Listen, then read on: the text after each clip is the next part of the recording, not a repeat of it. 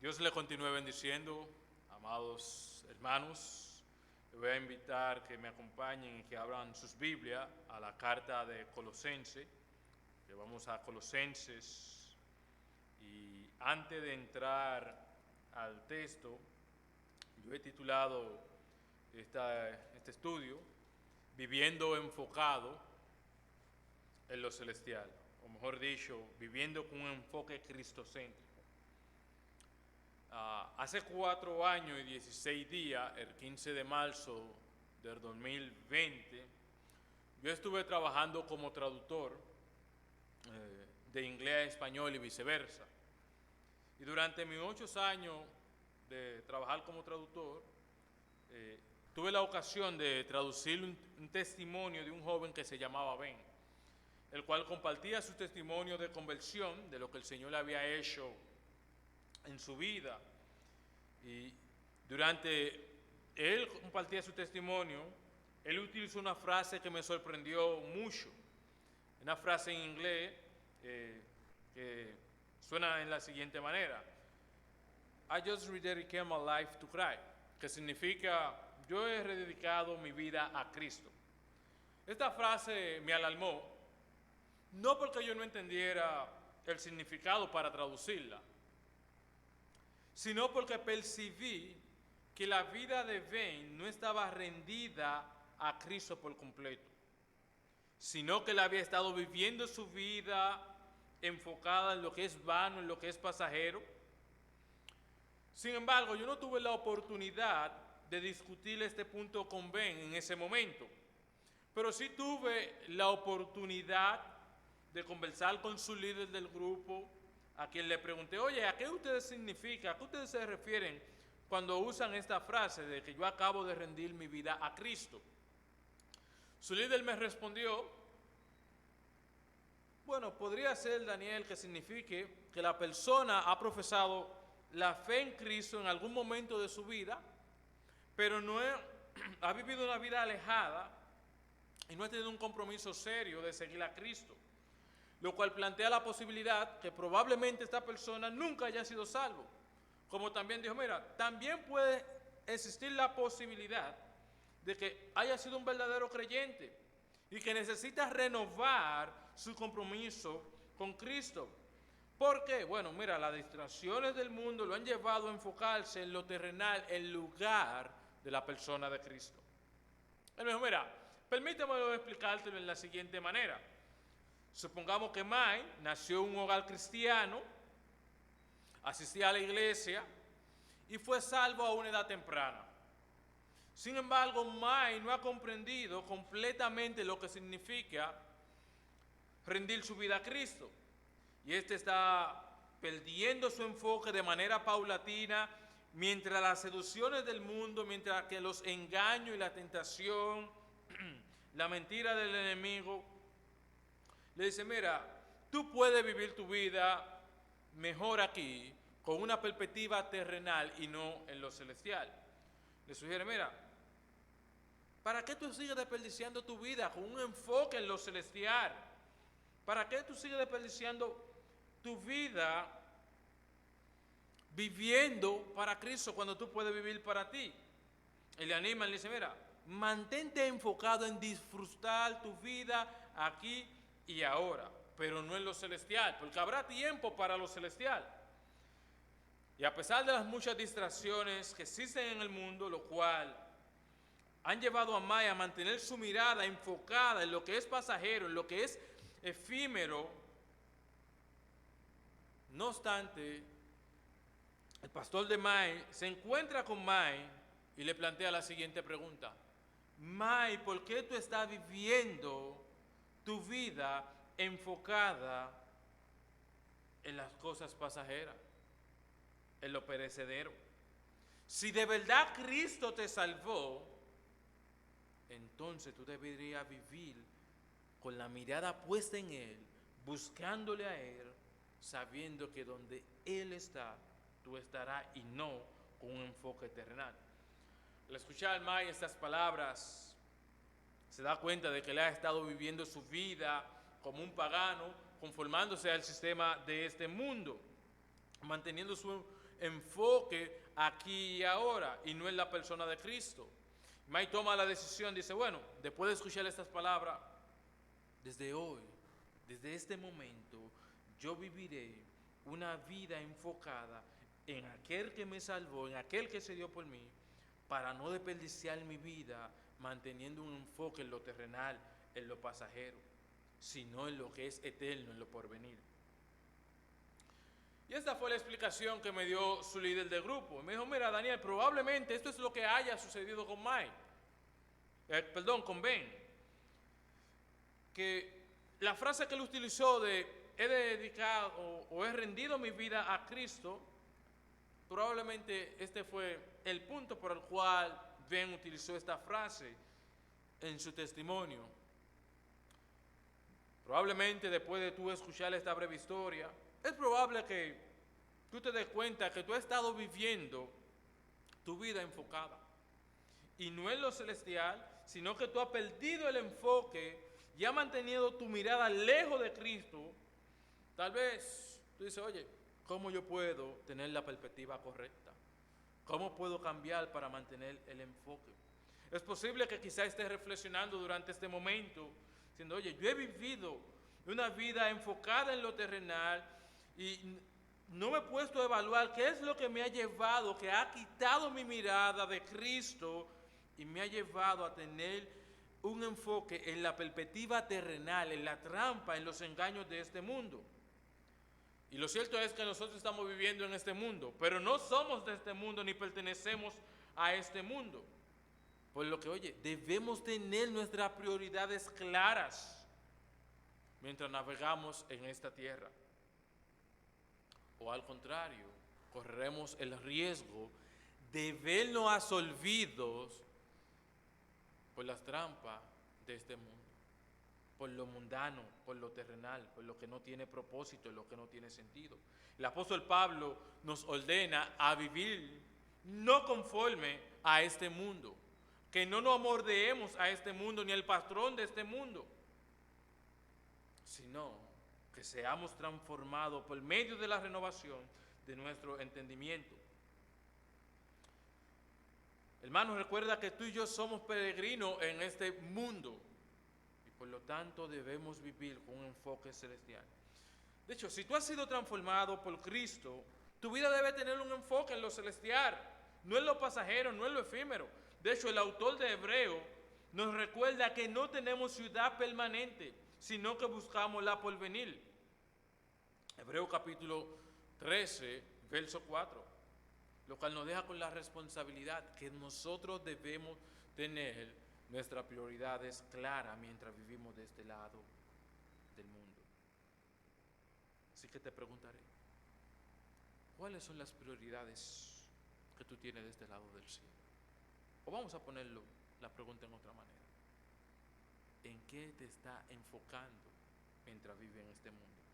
Hermano, la respuesta nosotros la encontramos en Colosenses capítulo 3, en los versículos del 1 al 4, donde Pablo exhorta a los creyentes de Colosa a vivir preocupados con la realidad de lo celestial.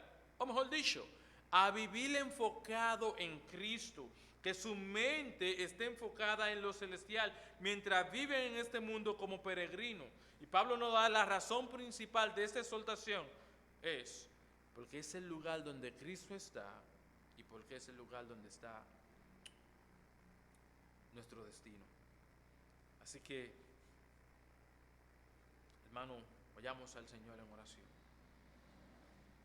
Padre, gracias te damos por tu salvarnos.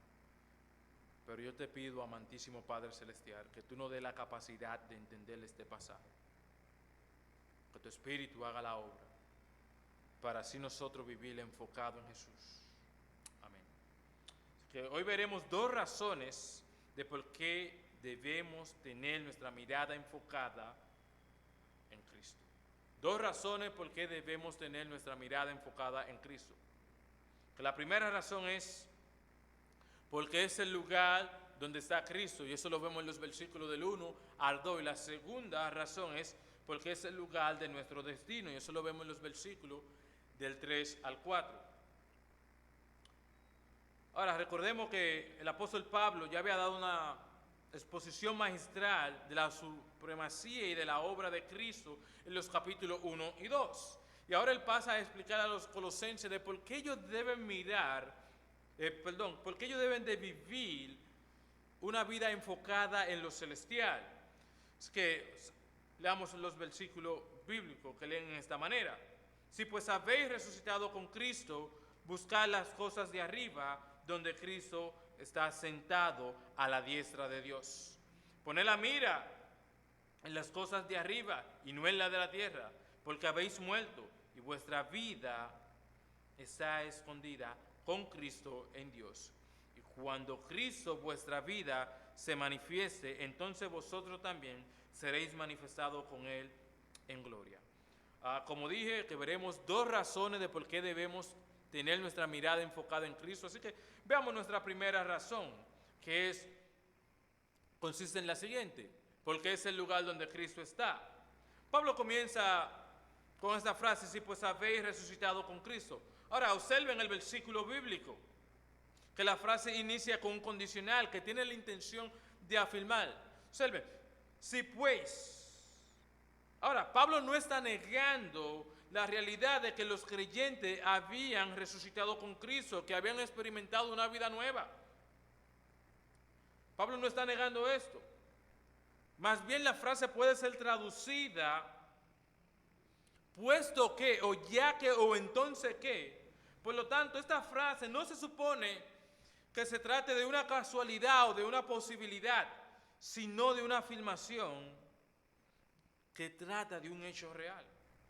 O sea, esta frase está dando seguridad, está dando garantía.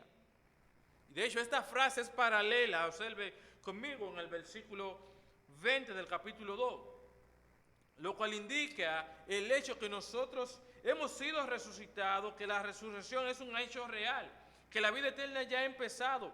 Pablo lo dijo eso, que han resucitado con Cristo, que han quedado libres del poder esclavizador del pecado. Ahora están unidos con Cristo, en virtud a su muerte, quedan muertos al pecado, pero no siguen más esclavizados bajo el sistema del pecado, no siguen más bajo la condición del pecado, la cual Pablo resalta en Colosenses capítulo 2, verso 13, donde nos da a entender que nosotros estábamos muertos, pero ahora hemos sido resucitados con Cristo. En otras palabras, los creyentes de Colosas se habían identificado con Cristo, y Pablo, para recordarle esta identificación de que ellos se habían identificado con Cristo, Pablo establece por lo menos tres aspectos que son cruciales. Observe conmigo en el versículo 20, donde Pablo identifica al creyente que ya ha muerto con Cristo. Versículo 20, donde dice: Pablo ha identificado a este creyente, oye, ya tú moriste con Cristo. Pero mire ahí mismo en el capítulo 2, otra vez, vemos que Pablo afirma que el creyente no simplemente murió, sino que también fue sepultado con Cristo. Verso 12, parte A. Y en el versículo 12, en la parte B, Pablo también le da esta realidad, esta identificación de que han resucitado. Lo cual nos lleva a la siguiente frase: habéis resucitado con Cristo.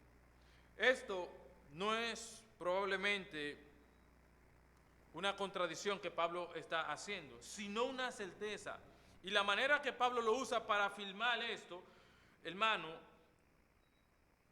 es en la siguiente manera. Probablemente quizás tú te estés preguntando: oye, ¿cómo es esto que yo he sido resucitado con Cristo cuando aún yo no he experimentado ni siquiera la muerte física? Recuerda tu estado espiritual. Tú estabas muerto en tus delitos y pecados. Tú no podías revivirte a ti mismo. Ahora tú estás unido a Cristo. Ahora tú has sido resucitado con Cristo. Y es interesante que esta realidad de nuestra unión con Cristo nos deja ver que Cristo no se quedó muerto en la tumba fría. De hecho, observen de nuevo la frase: si pues habéis resucitado con Cristo. Aquí el apóstol Pablo, en habéis resucitado, usa un verbo griego. Y este verbo tiene la idea o significa ser levantado con.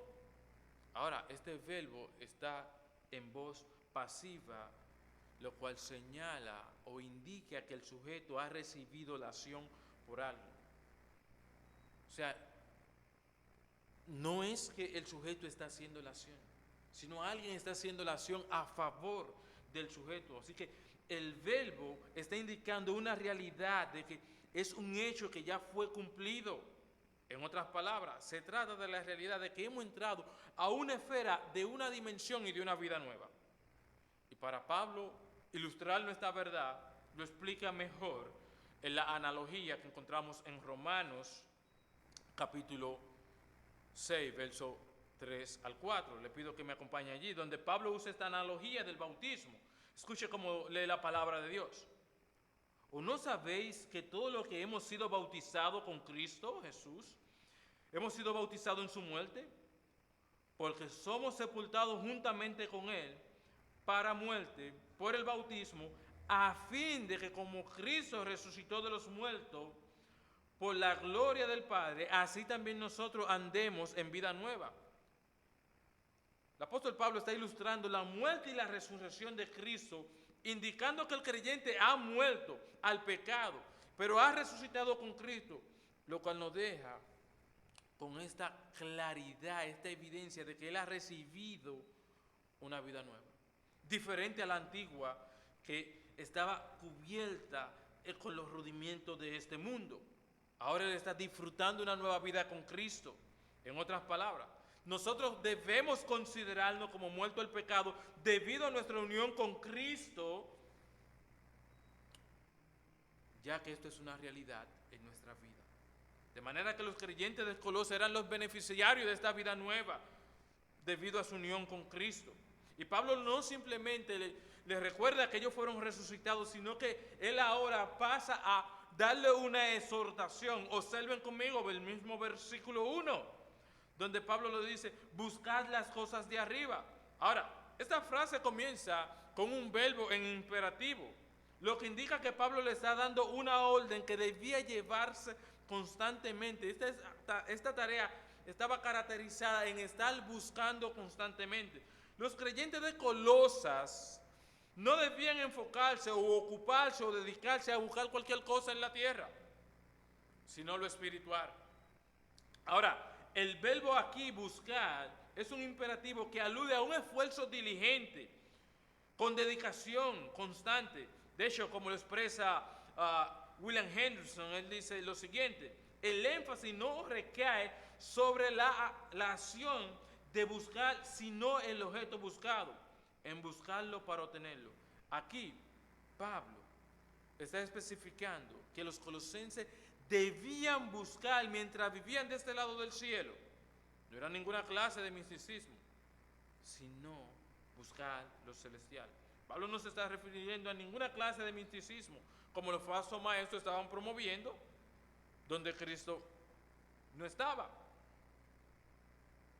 Ahora, buscar no consiste simplemente en esta fuerza de que yo voy a buscar las cosas, sino buscar consiste en buscarlo hasta que yo lo encuentro y lo poseo. Esto es lo que está aludiendo de buscar. Por eso el apóstol Pablo nos recuerda de que buscar las cosas de arriba. Usted debe recordar Mateo capítulo 6, verso 33, donde el Señor Jesucristo le dice a sus discípulos: más buscar primeramente el reino de Dios y su justicia, y todas estas cosas serán añadidas.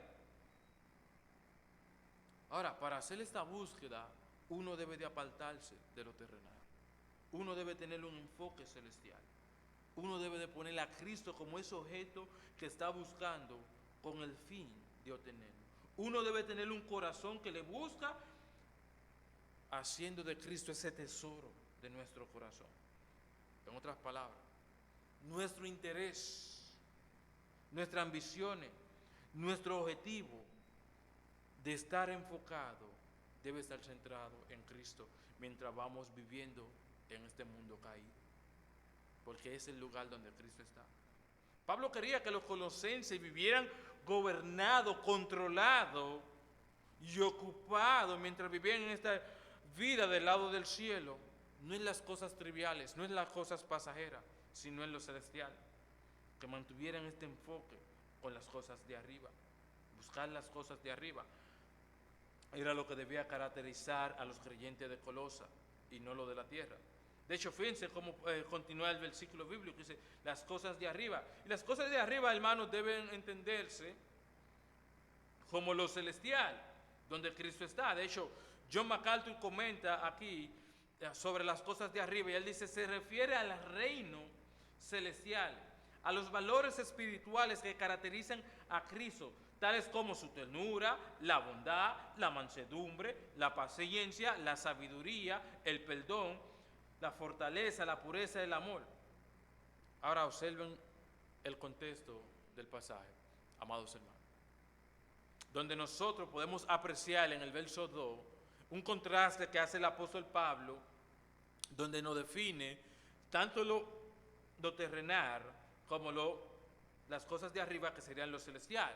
Y para ello uno lo puede ver esto en el verso 5 del 1 al 11 y del 12 al 17, pero en el versículo 2 nos lo define de una manera clara. Mírenlo ahí, el verso 2, poned la mira en las cosas de arriba y no en la de la tierra. A pesar de que, hermanos, hay múltiples pasajes que nos enseñan y nos dan, por ejemplo, un destello de qué es las cosas de arriba. Y un ejemplo de ello es Filipenses capítulo 4, verso 8, donde el Señor, el apóstol Pablo, ahí nos da una característica de las cosas en las cuales nosotros debemos estar pensando. De hecho, aún en el mismo Filipenses capítulo 3, el versículo 20, nos recuerda que nuestra ciudadanía está en el cielo, lo cual debe llevar a que todo nuestro afecto, todo nuestro deseo, toda nuestra intención de corazón debe estar caracterizado en esa búsqueda. De hecho, escuche cómo lee aquí en Hebreo capítulo 11, que el autor dice, oye, dice estas palabras, buscando lo celestial, como el autor de Hebreo decía, no tenemos una ciudad en la tierra, sino tenemos una ciudad celestial en la cual Dios es el arquitecto. Así que, hermano, en las cosas de arriba nosotros debemos entenderla como el lugar donde Cristo está. Observe ahí mismo el mismo pasaje, verso 1, donde Pablo otra vez está dándonos esta realidad de que aunque las cosas de arriba podrían entenderse mejor como el lugar donde Cristo está. Observe el verso 1, con Cristo, otra vez la misma expresión, donde está Cristo, verso 3, observe conmigo, con Cristo. O sea, que todo lo que el apóstol Pablo está haciendo es dándonos a entender de que aún Cristo es todo el centro de lo que uno debe de buscar, donde está Cristo sentado a la diestra de Dios. Ahora, observen que esta frase aquí es tomada del Salmo 110, verso 1, la cual alude a la posición exaltada de majestad que ahora goza Cristo, donde Él está ejerciendo su gobierno soberano ahora. Además, hermanos, nosotros vemos que esta expresión a la diestra de Dios ha sido usada en los evangelios varias veces. Pero no solamente nosotros lo encontramos en los evangelios, en Mateo, Marco y Lucas, sino también que nosotros vemos que Pedro en su sermón de Pentecostés, él usa esta frase. Usted recuerda cuando Pedro en Hechos capítulo 2, verso 33, mire que dice allí, por ejemplo, esta frase de Pedro en su sermón de Pentecostés, dijo a los judíos que le escuchaban, Jesús había sido exaltado a la diestra de Dios, verso 33.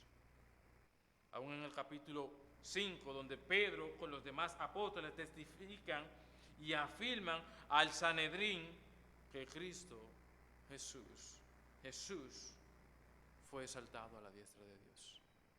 Mire cómo dice el versículo, a Jesús, como quien Dios exaltó a la diestra de Dios por príncipe y salvador, verso 31. Esteban también, en el momento de que le están apedreando, en el momento de su martirio, él prorrumpe con estas palabras, Hechos capítulo 7, verso 56. Mire que dice, he aquí, veo los cielos abiertos y al Hijo del Hombre sentado a la diestra de Dios. Aún Pablo, en Romanos capítulo 8, verso 34. que Cristo resucitó y ascendió y está sentado a la diestra de Dios, intercediendo por nosotros. Y así yo podría mencionar otros pasajes más que están hablando de esta posición majestuosa que goza Cristo. Hermano, esto nos da a entender la realidad de que Cristo ahora mismo está reinando. Pero no simplemente está reinando, sino que también intercede por nosotros. Lo cual nos lleva a nuestro segundo versículo. Poner la mira en las cosas de arriba, que es la siguiente exhortación. Ahora observen el versículo, hermano, cómo lee el versículo. Poner la mira en las cosas de arriba. Observen que otra vez el versículo empieza con un imperativo. Poner la mirada en las cosas de arriba.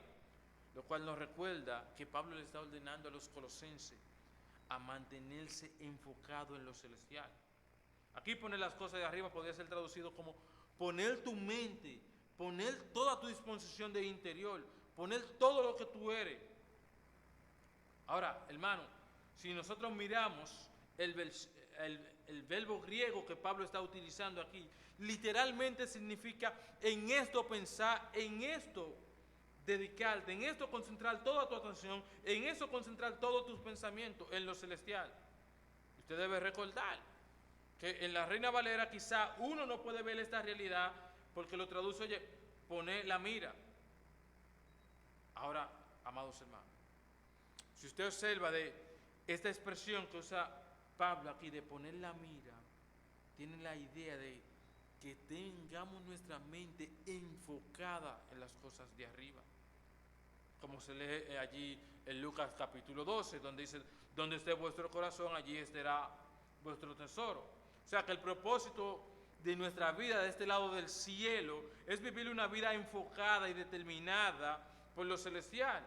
Que todo nuestro interés, toda nuestra concentración, toda nuestra acción esté enfocada de mente y corazón en lo celestial. Porque es el lugar donde está Cristo. Es el lugar donde está tu Salvador.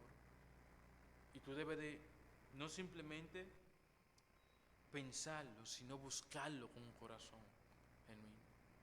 Usted debe recordar este mandamiento de amarás al Señor tu Dios con todo tu corazón, con toda tu fuerza y tu mente. De hecho, William MacDonald comenta sobre este aspecto. Y mire qué dice MacDonald. Dice, la frase poner la mira en el versículo donde describe el impulso y la disposición del interior. La expresión poner la mira es la misma que en Filipenses 3, versículo 19, que solo piensan en lo terrenal. La vida bautizada significa que el creyente busca el cielo y está pensando en el cielo. Sus pies están sobre la tierra, pero su cabeza está con las estrellas. Está viviendo como un ciudadano del cielo aquí en esta tierra. En otras palabras, amados hermanos, lo que MacDonald nos está dando a entender es que nosotros debemos estar enfocados, mirando lo celestial, porque allí mora nuestro Salvador. Allí está nuestro Salvador. No debemos estar pensando en las huecas sutilezas de este mundo que los falsos maestros estaban promoviendo, que consistía en un asceticismo terrenal y un misticismo, cosas que se destruían con el uso, como vemos en el mismo capítulo 2, versos 20 al 23. Más bien, esto debía llevar a los creyentes de Colosa a vivir con un corazón dedicado en su Salvador, con una mente puesta en el cielo y no dejarse distraer por las cosas de este mundo. De hecho, el autor de los Hebreos nos dice en Hebreos capítulo 12, verso 2, puesto los ojos en Jesús. Allí es que nosotros debemos estar enfocados, mirando las cosas de arriba. ¿Por qué? Porque nosotros vemos que Pablo no define lo terrenal. ¿Lo terrenal qué es? Es toda la corrupción, es todo lo que va en contra de Dios, fornicación, impureza y un sinnúmero de cosas que tú y yo debemos evitar, porque eso querrá distraernos. Constantemente debemos estar renovando nuestra mente. Permíteme ilustrártelo en la siguiente manera. Mira, un señor que se llama Glenn Johnson tenía la costumbre especial. A él le gustaba visitarle a una señora que se llamaba Brígida. que a pesar de que esta señora sufría de Alzheimer, esta señora Brígida tenía algo único. A pesar de su enfermedad, ella recordaba los días de culto, recordaba el momento de hacer su lectura devocional, recordaba el momento del servicio, y al final de cada servicio ella le pedía el permiso al pastor. Pastor, yo puedo cantar una canción. Esta canción es un corito. Yo he sido lavada con la sangre del cordero inmolado. Pero ese corito tiene una frase crucial: no deje que de mí quite, no deje que de ti quite mi mirada. Y la razón por la cual Glenn Johnson solía visitar a esta señora era porque esta señora le recordaba a mantener el enfoque. Mientras él iba siendo distraído, él le recordaba la necesidad de mantenerse enfocado y no dejarse atraer, seducir por los entretenimientos de este mundo. Y así como Glenn Johnson iba constantemente a la casa de esta señora, tú y yo debemos recordar que fuimos resucitados con Cristo. Debemos mantener nuestro enfoque en lo celestial, porque allí está Cristo. Debemos estar constantemente con esa actividad vital, de estar con este enfoque cristocéntrico mientras vivimos de este lado del mundo, porque de lo contrario seremos absorbidos por este mundo caído. Bueno, hemos visto la primera razón de por qué debemos vivir con un enfoque en lo celestial. Así que veamos la segunda razón de vivir con la mirada enfocada, y es que es el destino. Pablo continúa su argumento de que los colosenses tenían que mantener su mirada puesta en Cristo. Ahora observen el verso 3, que Pablo ahora nos da la razón de por qué vivir enfocado en Cristo, porque era nuestro lugar, sino también porque es nuestro destino. Y Pablo nos da una razón contundente, dice: porque habéis muerto. La vida del creyente de Colosa debía estar dirigida no por cualquier cosa.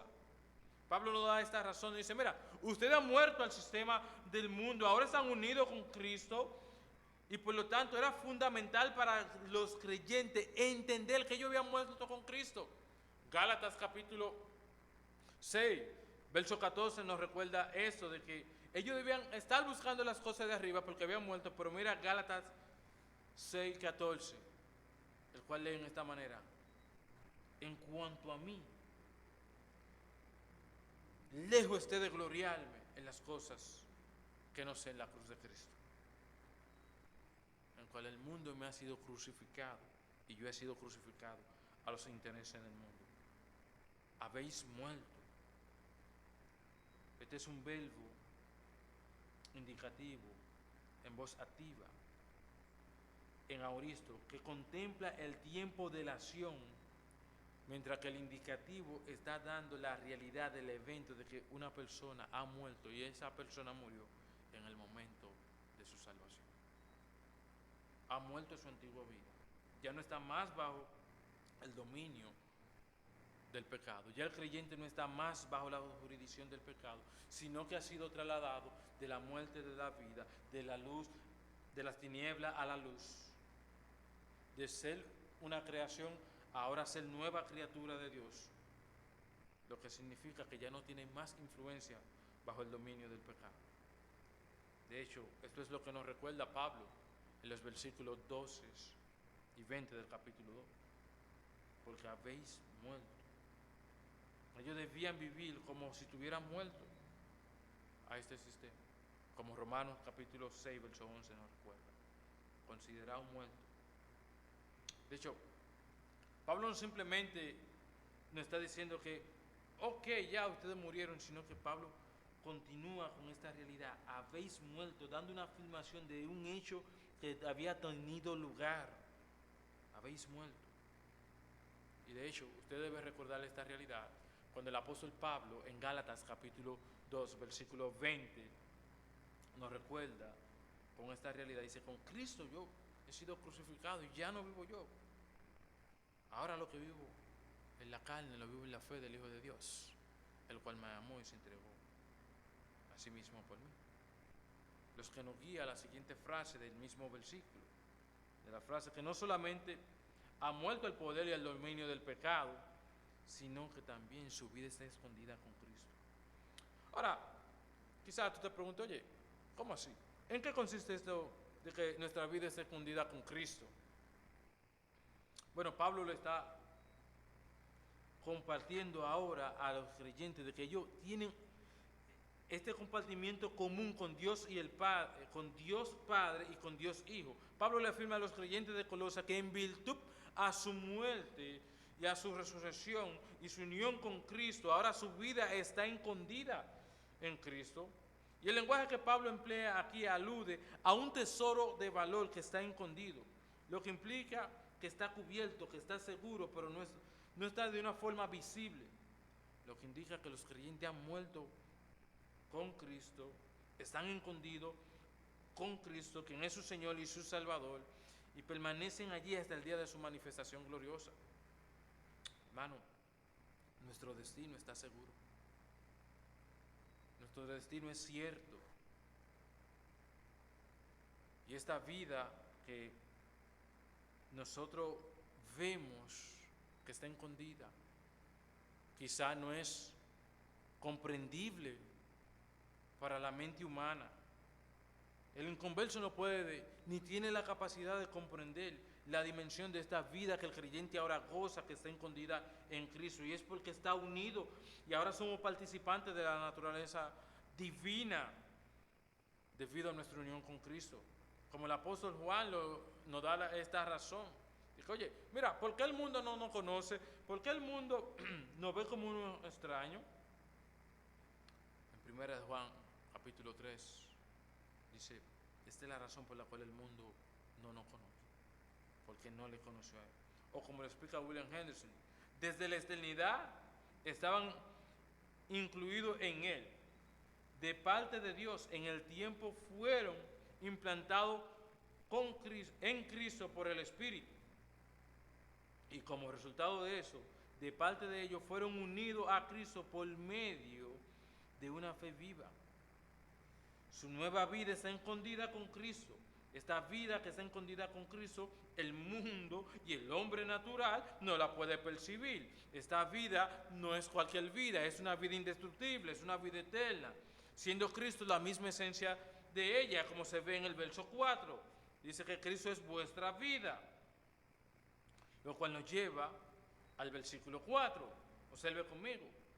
Si bien el mundo es incapaz de reconocer que los creyentes están escondidos con Cristo y que han muerto al pecado, pero esto no estará oculto para siempre. Esto un día se ha de manifestar. Esto un día ha de revelarse. Esto un día estará público. Por eso el versículo dice, y cuando Cristo, vuestra vida, entonces vosotros también seréis manifestados con gloria. Ahora, hermanos, observen que probablemente nosotros miramos el versículo 4 y sería como un poco incomprendible para entender. Usted dirá, oye Daniel, ¿cómo así? Bueno, claro, porque cuando tú vas al idioma original, la frase es cuando Cristo se manifieste. O sea que la traducción de la Reina Valera no lo hace así como se ve en el original. Sin embargo, amados hermanos, esta frase señala un evento que ha de ocurrir. Un evento que es seguro, un acontecimiento que es seguro aunque su tiempo no está definido. Por lo tanto, Pablo, ¿sabe a qué se está refiriendo Pablo? A la manifestación gloriosa de Cristo, a su segundo retorno, a su segunda venida. Pablo no está diciendo de que, oye, el creyente está escondido. No, Pablo está diciendo, mira, el creyente está escondido en Cristo, pero llegará un día en el cual el creyente será manifestado, será revelado con Cristo. De hecho, esto uno lo ve en Juan capítulo 14, versos del 1 al 4, donde Cristo allí también había dicho que Él iba a volver de nuevo por segunda vez para llevarse a los suyos. Él le había prometido eso a los suyos. Él ha de regresar y volverá a encontrarse con los suyos para estar con ellos para siempre. De hecho, el mismo apóstol Pablo hace la mención de este evento de la segunda venida o de la manifestación de nuestro Señor Jesucristo en 1 Tesalonicenses, en los versículos 16 al 17, el cual dice, oye, que el Señor ha de venir a este mundo, lo cual da a entender que será el rapto. Mire cómo dice, cuando descenderá, vendrá a él y vendrá a reunirse con los suyos con voz de mando, con voz de arcángel, con trompeta de Dios, para encontrarse con los suyos en el aire. O sea que su iglesia será arrebatada, serán transformados, y aquellos que están muertos serán resucitados y experimentarán esa glorificación. Recibirán un cuerpo glorificado. De hecho, hermanos, si usted observa que Pablo aquí está hablando de esta manifestación gloriosa, la cual el creyente ahora puede aguardar, puede esperar con certeza, sabiendo que ese es su destino que le espera. Pero observe también, hermano, que Pablo dice, y vuestra vida.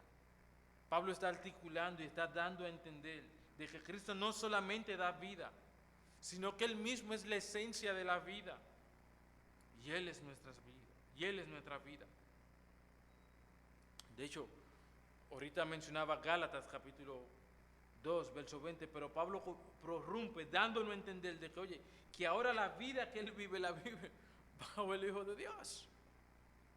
Y aún Él dice en Filipenses capítulo 1, que para Él el vivir era Cristo y el morir era ganancia. O sea que la clave de vivir la vida resucitada es tener una vida centrada en el Hijo de Dios y no en el mundo presente. Es el centro del universo del creyente Jesucristo. Hermano, aunque estamos escondidos en Cristo, llegará un momento en el cual seremos revelados con Él. En primera de Juan, capítulo 3, vemos esta realidad de que seremos semejantes a Él, que el creyente un día experimentará un cuerpo glorificado, que ya no estará más en este cadáver que ahora mismo estamos portando, sino recibirá un cuerpo glorificado. Este es el destino que nos aguarda, este es el destino que nos espera. Y esto se ve de una realidad, de que seremos glorificados, allá en Romanos capítulo 8, verso 17. Un día este cuerpo será destruido para siempre y recibiremos cuerpos nuevos, un cuerpo transformado.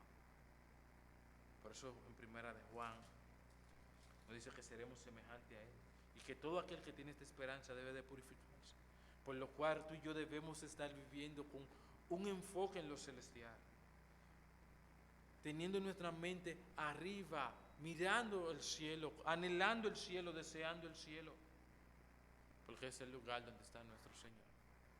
Pero no simplemente es el lugar donde está nuestro Señor, sino también es nuestro destino. La razón por la cual Pablo nos exhorta a vivir con un enfoque cristocéntrico, con un enfoque en las cosas celestiales, con un enfoque en la persona de Cristo, es porque Cristo debe ser el centro que nos motive a vivir en esta vida terrenal, viviendo, contemplando y anhelando la gloria de Dios, mirándolo por venir, lo que nos guarda, y no lo terrenal. Así que, hermano, yo te exhorto delante de Dios a que cambie el rumbo de vida y deje de estar viviendo para los pasajeros. El vivir para los pasajeros traerá destrucción. De hecho, en primera de Juan, en el capítulo 2, dice que cuando el Señor se manifieste, habrán algunos que se van a alejar de Él y se van a alejar avergonzados. Y es porque vivieron para sí, no para aquel que murió por ellos. Vivieron enfocados en el aquí y en el ahora. Se dejaron absorber por las distracciones de este mundo y se apartarán de Él avergonzados. Probablemente tú estás aquí y no conoces a Cristo, y tú sabes que tú vives así, viviendo en el aquí y ahora, dejándote agarrar por el sistema. Tu enfoque es en ti mismo, promoverte a ti mismo, en buscar el estatus social, posición económica. Ese es tu enfoque. Amigo, este enfoque te va a llevar a un destino funesto, a un destino eterno, separado de Dios, a un enfoque de condenación. Y solamente tú puedes cambiar el enfoque si viene a Cristo. Solamente tú puedes tener un enfoque celestial si renuncia a tu pecado. Él te puede dar esa vida que está escondida, que un día se manifestará con Él por toda la eternidad. Ven a Cristo antes de que sea tarde, para que el enfoque que tú tienes no te destruya.